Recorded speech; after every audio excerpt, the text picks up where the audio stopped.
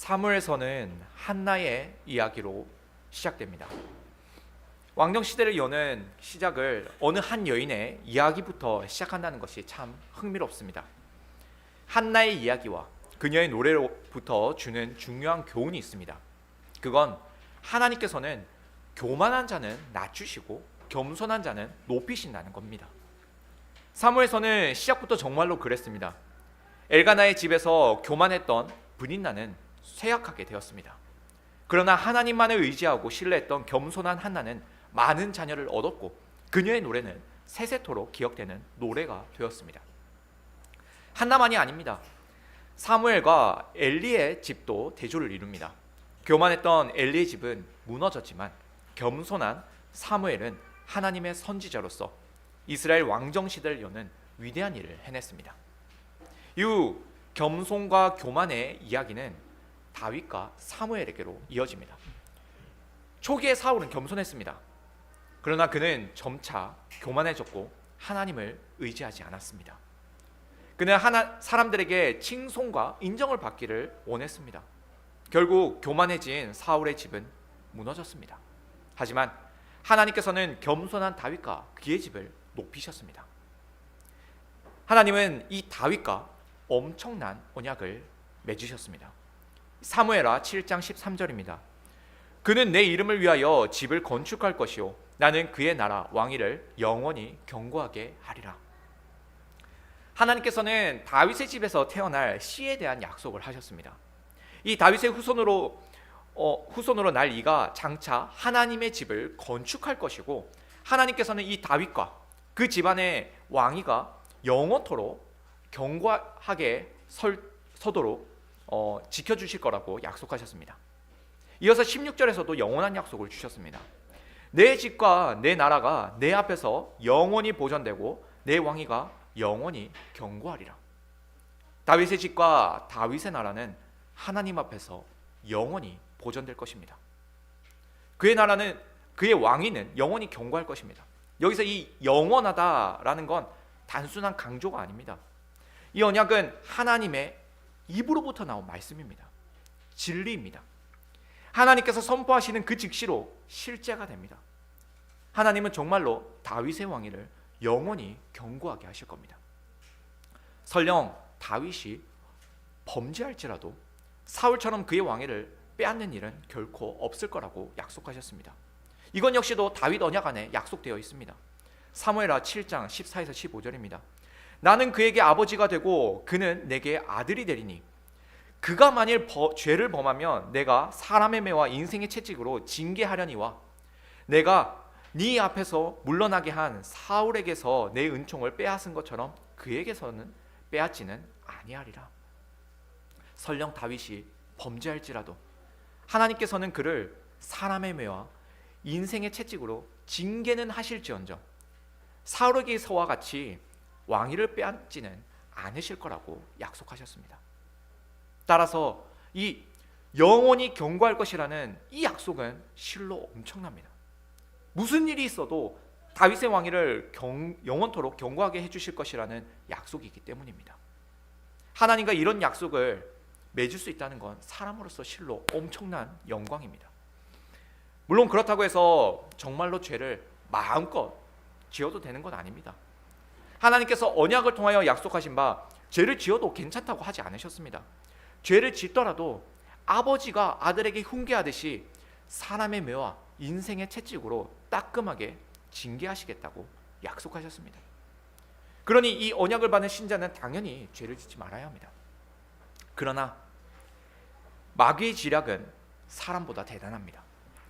다윗이 무료하게 삶을 보내고 있을 때에 죄가 그의 마음을 지배하도록 만들었습니다. 잘 아시다시피 다윗은 우리아의 아내 밧세바를 빼앗아 자신의 아내로 만들었습니다. 그리고 이 범죄를 숨기기 위해서 충신 우리아를 죽이기까지 하는 또 다른 범죄를 저질렀습니다. 아마도 그의 이 대단한 범죄 행각은 꽤나 잘 은폐가 되었던 듯합니다. 다윗과 밧세바 사이에서 아기가 이미 태어났을 시기쯤에 나단 선지자가 다윗 앞에 나타났기 때문입니다. 아마도 이 1년에 가까운 시간 동안에 아무런 일 없이 지나갔던 듯합니다. 그 그 기간 동안에 다윗은 아무런 죄책도 느끼지 못했고 아무도 그를 나무라지 못했습니다. 사람들은 우리아가 죽고 난 뒤에 홀로 남겨진 이 불쌍한 밧세바를 다윗이 취한 줄로 알았을 겁니다. 이대로 시간이 흘렀다면 그것이 정말 사실이 되었겠죠. 하지만 이때에 하나님께서 선지자 나단을 보내십니다. 다윗의 죄를 책망하기 위해서 설교자를 보내신 겁니다. 하나님이 이처럼 사랑하는 언약 백성을 위하여 설교자를 보내십니다. 그리고 그를 통해서 죄를 책망하는 설교를 하게 하십니다. 이 역시도 하나님께서 언약을 신실하게 지키기 위한 일종의 케어, 일종의 돌봄입니다. 하나님은 언약 백성과의 언약을 견고하게 하기 위해서 언약 백성을 죄악으로부터 지켜주고 계시는 겁니다. 언약 백성이 악으로부터 떠나 하나님의 말씀만을 신실하게 따르며 살아갈 수 있게 하기 위해서 하나님은 설교자를 통하여 성도를 교훈하십니다. 때로는 사람의 매와 인생의 채찍이라는 쓰디쓴 징계를 내리실 때도 있겠지만 결국 그로 바른 길로 가게 하기 위한 하나님의 인도하심입니다. 따라서 설교에는 죄를 책망하는 요소가 있어야 합니다. 늘상 모든 설교에 죄를 책망할 수는 없다 하더라도 우리는 선포되는 하나님의 말씀을 듣고 스스로를 살피고 겸손하게 하나님 앞에 자신의 죄를 자백할 수 있어야 합니다. 이것이 하나님의 은혜에 감사하는 성도의 마땅한 반응입니다. 이 시간 나단 선지자가 다윗에게 했던 죄를 책망하는 설교를 들어보겠습니다. 하나님께서 다윗에게로 나단 선지자를 보내셨습니다. 나단 선지자는 다윗에게 하나의 이야기를 해주었습니다. 한 부자가 있는데 그 부자가 가난한 사람의 하나밖에 없는 하나뿐인 그 암양을 빼앗았다는 그런 이야기였습니다. 이 비유에서 다윗의 죄를 유추해 볼 수 있는 암시들이 있습니다. 3절에 그런 단어들이 많이 있습니다. 암양 한 마리, 함께 자라다, 함께 먹고 마시다, 품에 눕다, 딸, 이와 같은 단어들이 우리아에게 하나밖에 없는 아내를 떠올리게 합니다. 특히 여기서 딸과 같았다고 합니다. 밧세바의 이름에서 밧이라고 하는 히브리어 단어는 딸이라는 뜻입니다. 그러니 이 딸과 같았다고 할 때에 밧세바의 이름이 암시되어 있습니다.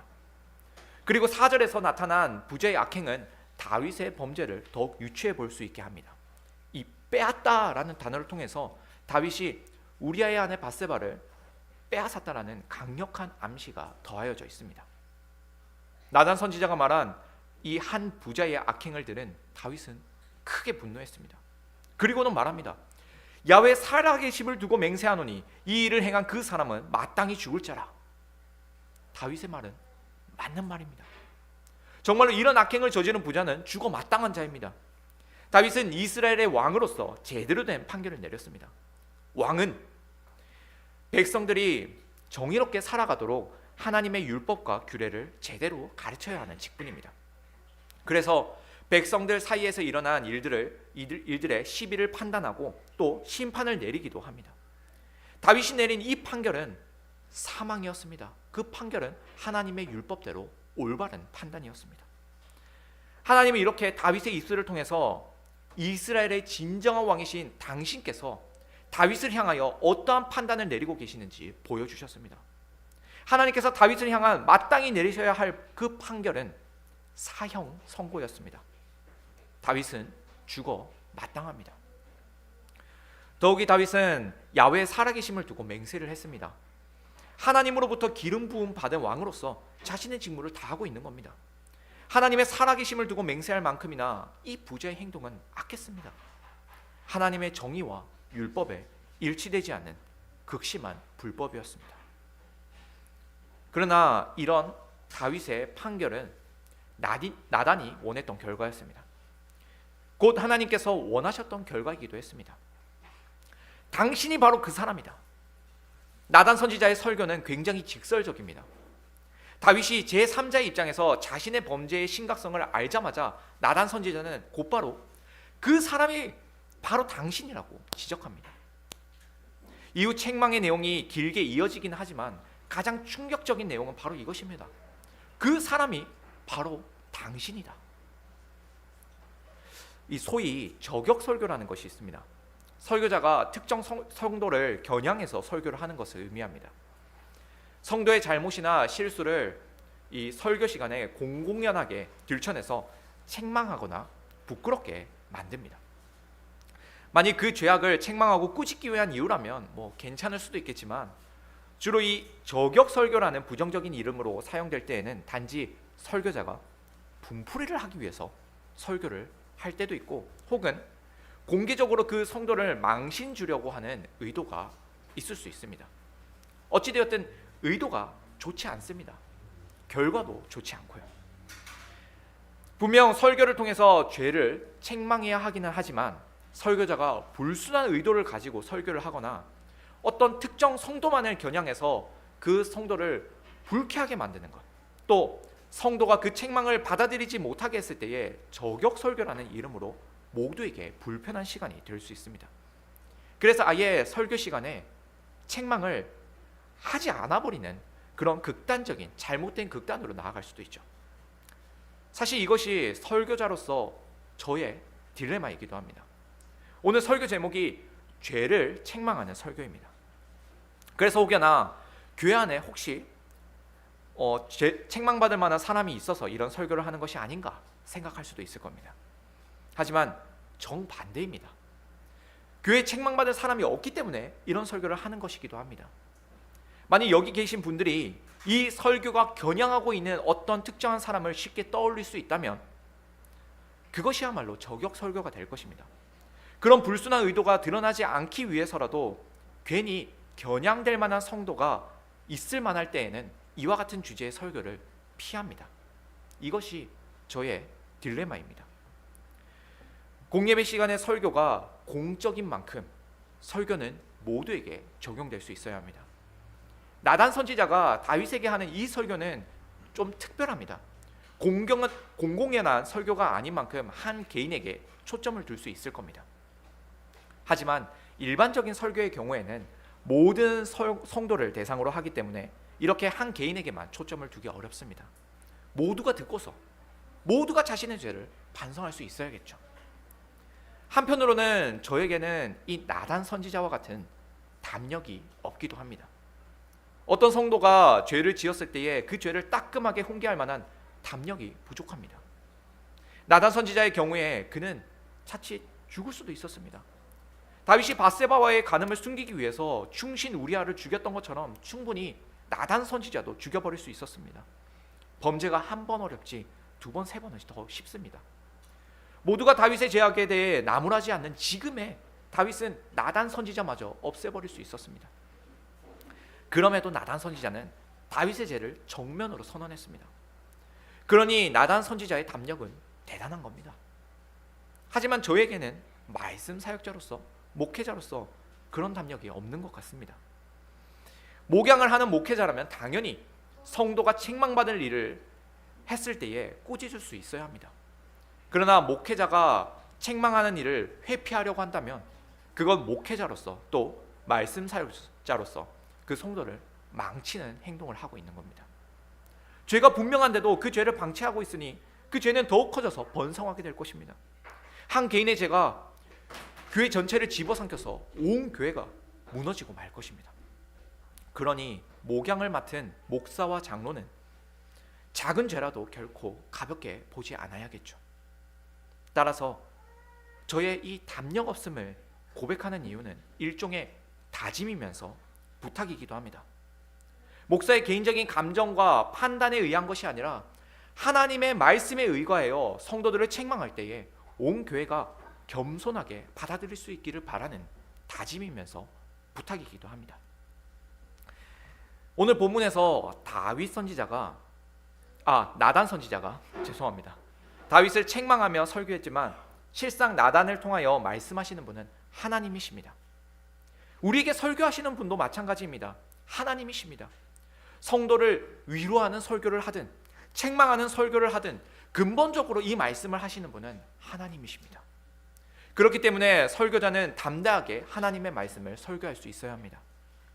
자신의 개인적인 말이 아니라, 개인적인 판단이 아니라, 개인적인 감정의 고백이 아니라 하나님의 말씀을 해야 합니다.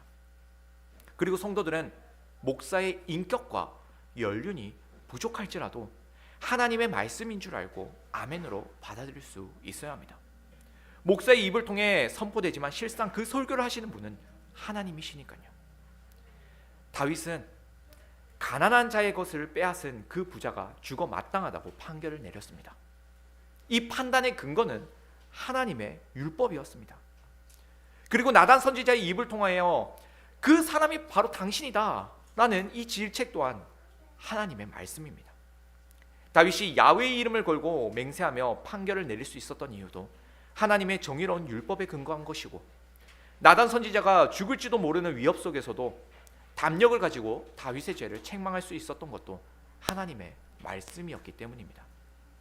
이처럼 정의롭고 공의로운 하나님의 말씀을 근거로 할 때에 직분자들은 맡은 바 의무를 다할 수 있습니다. 자신의 부족함이나 연약함으로 인해 뜻이 구부러지지 아니하고 하나님의 말씀대로 올곧게 그 직무를 수행할 수 있습니다. 특히나 설교는 더욱 그러해야 합니다. 순수하고 거룩한 하나님의 말씀이 이 자리에서 선포되어야 합니다. 설교자 개인의 감정이나 판단에 의해 좌우되지 않아야 합니다. 하나님의 말씀이 있는 그대로 선포되어야 합니다. 하나님의 말씀이 강단에서 바르게 선포될 때에 신자의 심령에는 선한 일이 시작됩니다. 이제 다윗의 마음에 시작된 그 선한 일을 알아보겠습니다.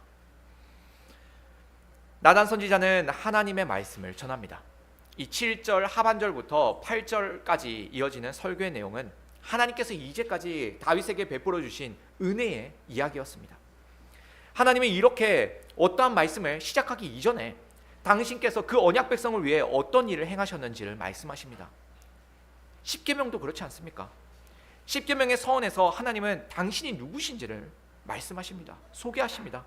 나는 너를 애굽 땅 종 되었던 집에서 인도하여 낸 내 하나님 여호와니라.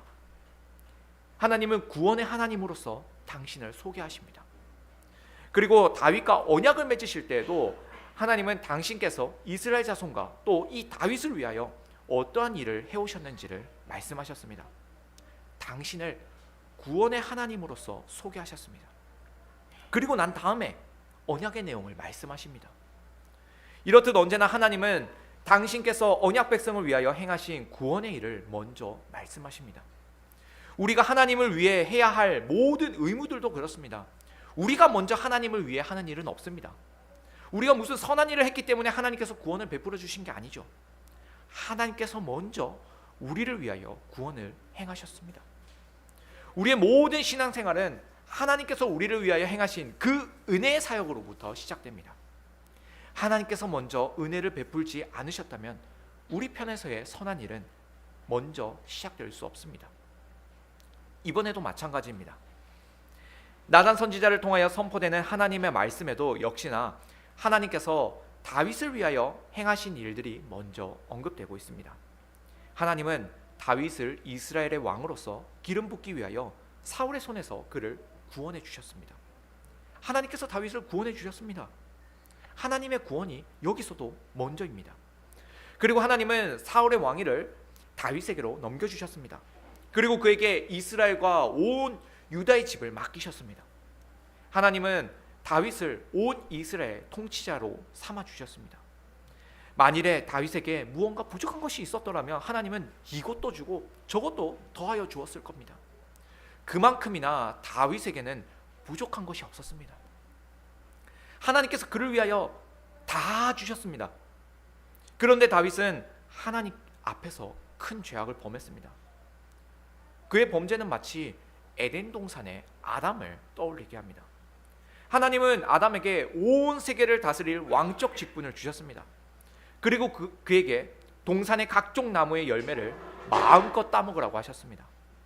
하지만 단 하나, 선악을 알게 하는 나무의 열매만은 먹지 말라 하셨습니다. 그러나 아담은 굳이 그 하나를 따먹었습니다. 모든 것을 다 가진 다윗이 우리아의 하나밖에 없는 아내를 빼앗았던 것처럼 말입니다.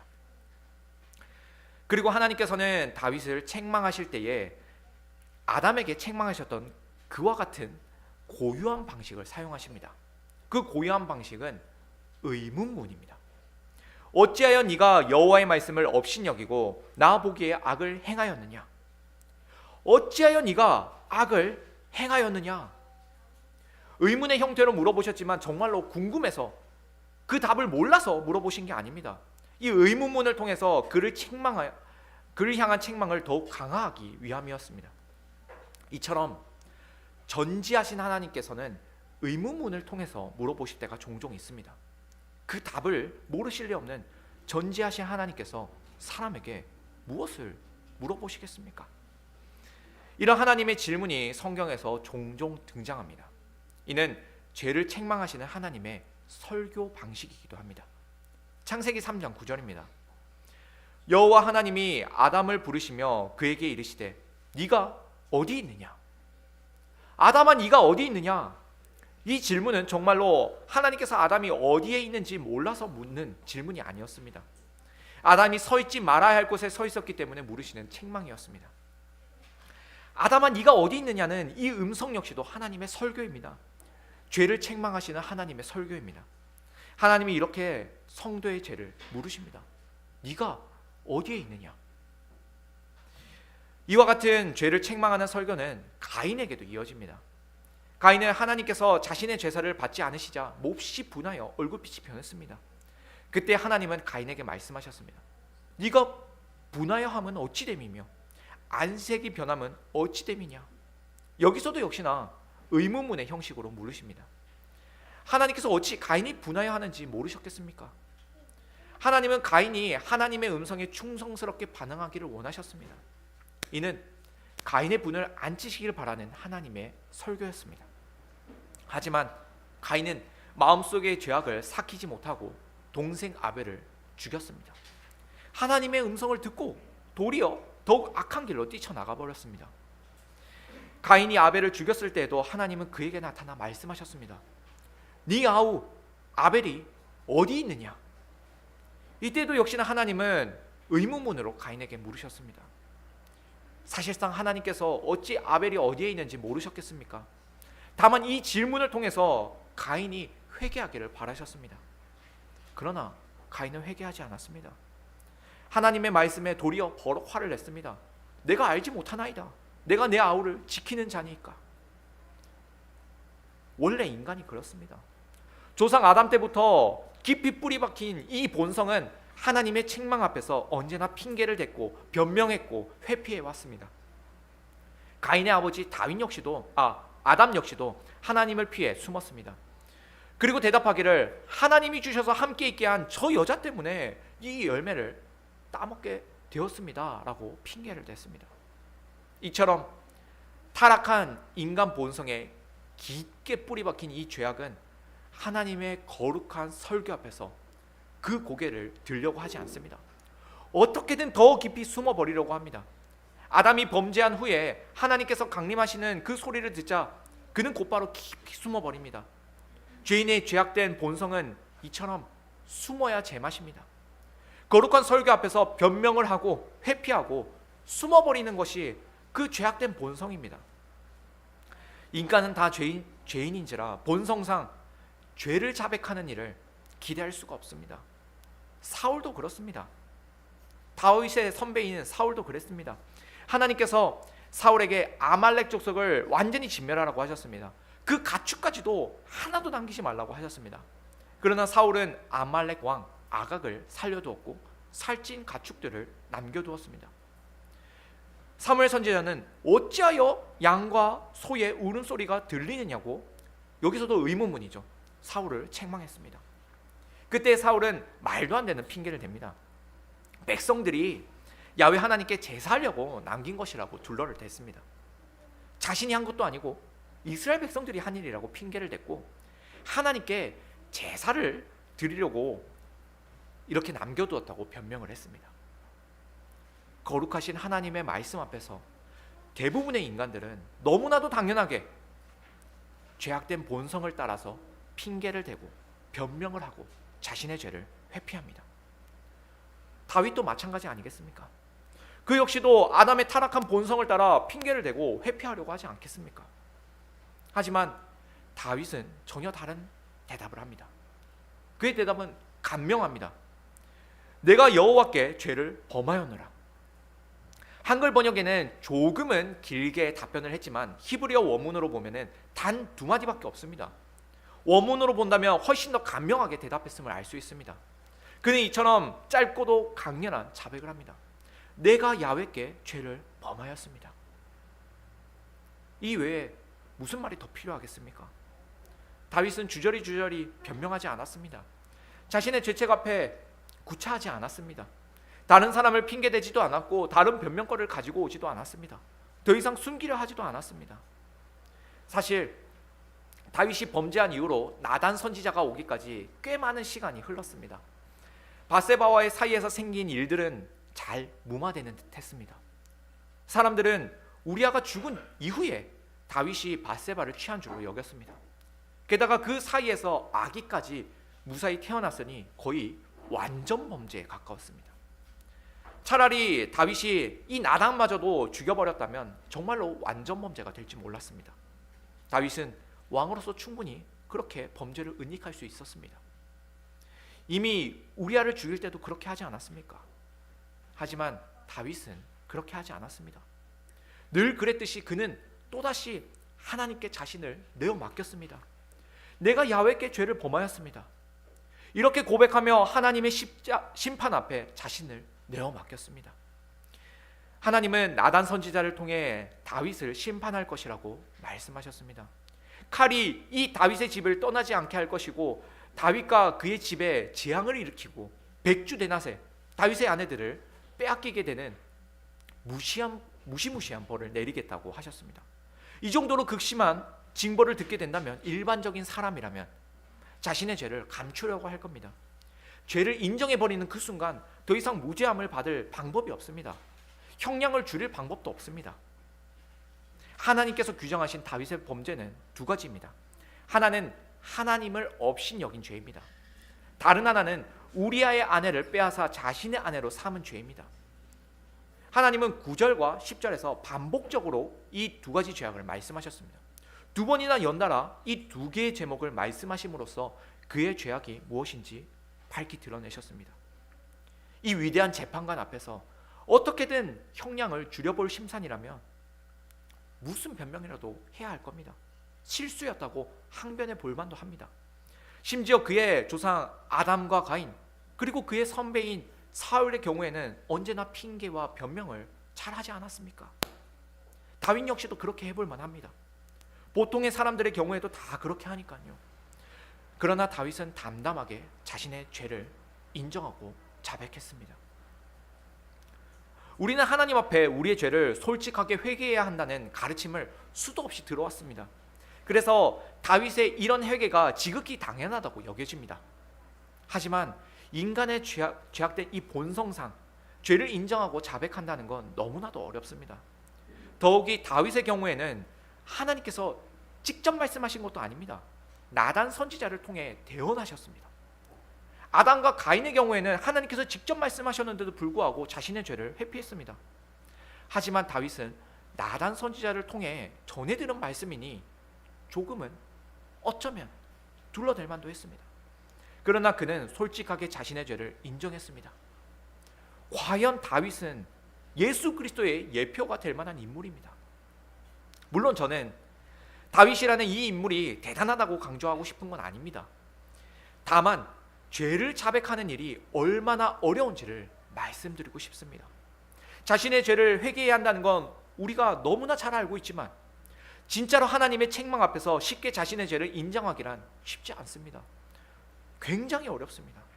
그럼에도 담담히 죄를 회개할 수 있는 이유는 하나님 그분을 믿고 그분과의 언약을 신뢰하기 때문입니다. 다윗 그가 담담히 회개할 수 있는 이유는 믿음에 기반합니다. 이 믿음은 두 가지에 대한 믿음입니다. 하나는 하나님을 아는 지식이고 다른 하나는 언약을 신뢰하는 믿음입니다. 먼저 다윗은 하나님이 어떤 분이신지 알았습니다. 다윗은 하나님 앞에서 자신의 죄를 숨길 수 없음을 잘 알았습니다. 아담이나 가인이나 사울의 경우에도 참 뻔뻔스럽게 자신들의 죄를 이미 알고 계신 그 하나님을 속여보려고 했습니다. 하나님의 전지하심을 알고는 있었지만 인정하지 않았던 겁니다. 하나님께서 모든 것을 다 지켜보고 계심을 인정하지도 않았습니다. 그러나 다윗은 이미 자신의 죄를 꿰뚫어 보고 계시는 하나님을 알고 있었습니다. 그래서 하나님의 책망 앞에 숨을 수가 없었습니다. 하나님께서 다윗에게 하나님 당신을 업신 여겼다고 말씀하셨습니다. 다윗이 밧세바를 탐하고 사람들을 속이고 또 우리아를 죽이기는 했지만 하나님을 업신 여겼다고 보기는 어렵습니다. 물론 6계명부터 10계명에 이르는 이웃에 대한 범죄들이 결국은 하나님을 향하여 범죄하는 것이기도 합니다.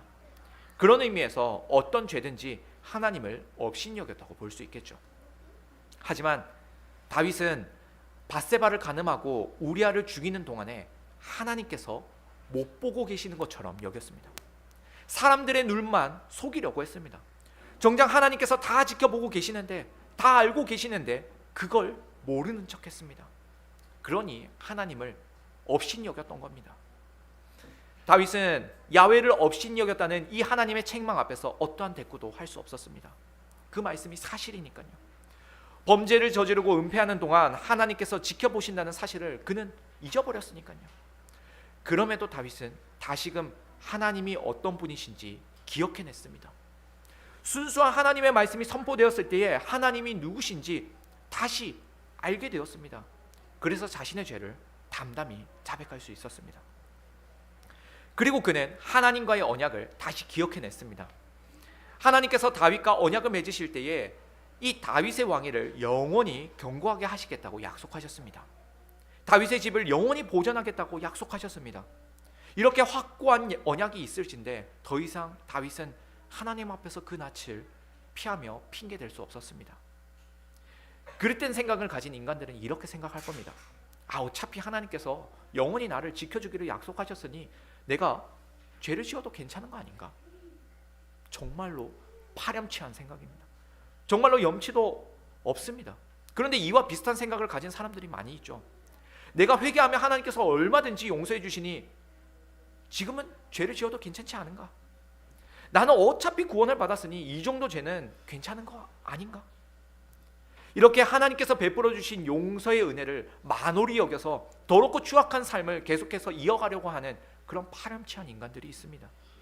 만일 다윗도 이와 같은 생각을 가졌다면 하나님의 책망 앞에서 오히려 뻔뻔스럽게 행동했을 겁니다. 그러나 그는 그렇게 하지 않았죠. 또한 다윗은 하나님의 설교 속에 포함된 그 징계의 내용이 그저 위협이 아니라는 것을 잘 알았습니다. 하나님의 입에서 나오는 그 순간 그 말씀은 실제가 됩니다. 하나님은 다윗과 그의 집에 재앙을 내리시겠다고 분명히 말씀하셨습니다. 이 징계는 사실입니다.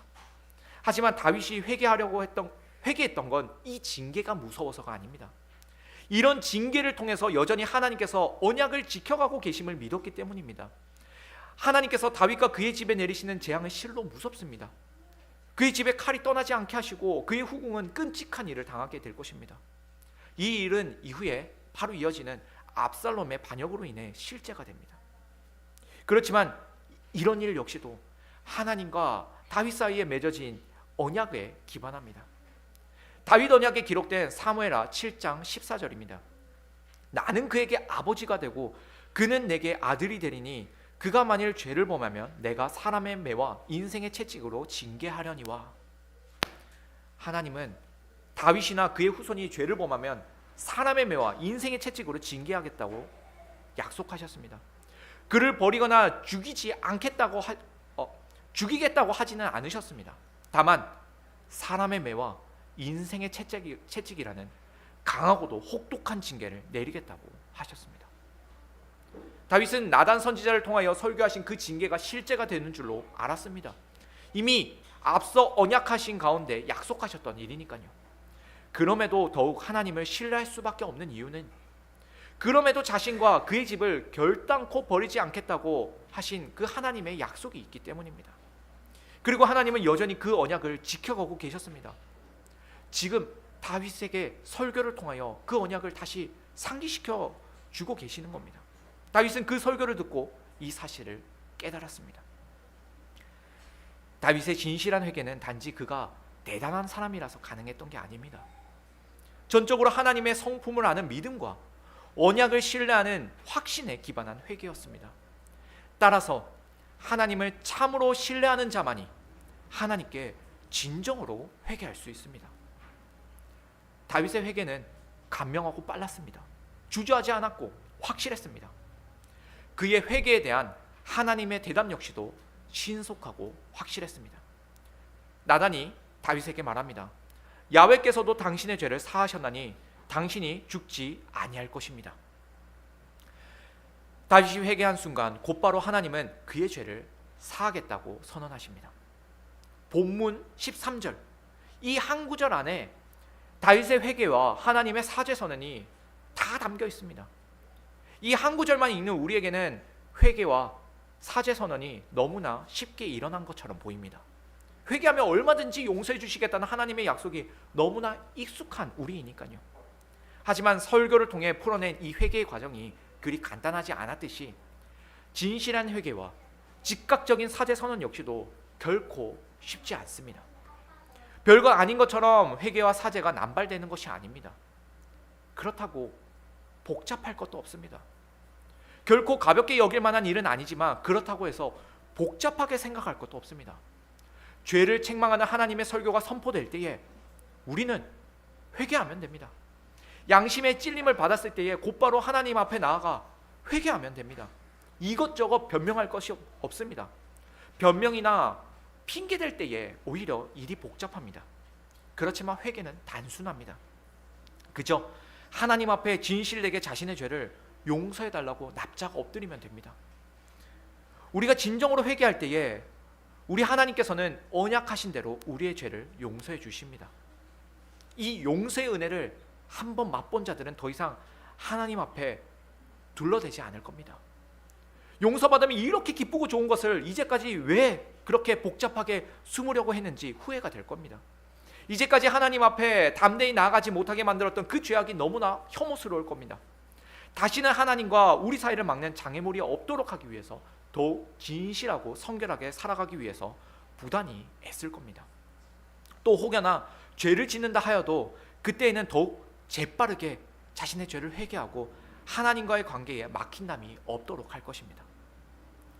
지금도 하나님의 말씀이 울려 퍼지고 있습니다. 하나님의 말씀이 우리의 죄를 책망하고 있습니다. 때로는 질문을 통하여 간접적으로 질책하시기도 하고 때로는 그 사람이 바로 너다 라며 직접적으로 책망하시기도 합니다. 방법이야 어찌되었든 하나님은 여전히 설교를 통하여 우리를 책망하고 계십니다. 이렇게 설교를 통해 책망하시는 것도 하나님께서 여전히 우리를 사랑하고 계시다는 증표입니다. 어차피 버리실 것이라면 책망하지도 않았을 겁니다. 언약을 통해 아버지와 아들의 관계가 되었으니 하늘 아버지께서는 여전히 우리를 나무라고 계시는 겁니다. 당신을 닮은 거룩한 아들들이 되도록 꾸짖고 혼내고 계시는 겁니다. 저는 죄를 책망하시는 하나님의 말씀이 마치 얼른 회개해라, 그리하면 내가 얼마든지 용서해 주겠다라고 외치시는 것만 같습니다. 대언자로서 저 역시도 아버지의 마음을 담아 외칩니다. 성도 여러분, 죄를 지었다면 둘러대지 말고 회개하십시오. 그리하면 미쁘시고 의로우신 하늘 아버지께서 용서해 주십니다. 하나님은 우리를 용서하고 안아주기 위하여 앞에서는 무서운 얼굴을 하고서 몽둥이와 채찍을 들고 엄히 혼내고 계십니다. 우리 하늘 아버지는 그런 분이십니다. 혹여나 가족들도 모르고 교회도 모르는 은밀한 죄가 있다면 얼른 회개하십시오. 오늘 이 설교가 선포되는 이유는 범죄한 성도가 즉시 회개하길 바라는 하나님의 마음이 있기 때문일 겁니다. 사랑하는 성도님들, 우리 모두 하나님 앞에서 어떠한 거리낌이 없도록 죄를 멀리하고 정의와 진실을 가까이 합시다. 하나님만을 더욱 신뢰하며 찬송이 넘쳐나는 그런 거룩한 교회가 되기를 바랍니다. 아멘.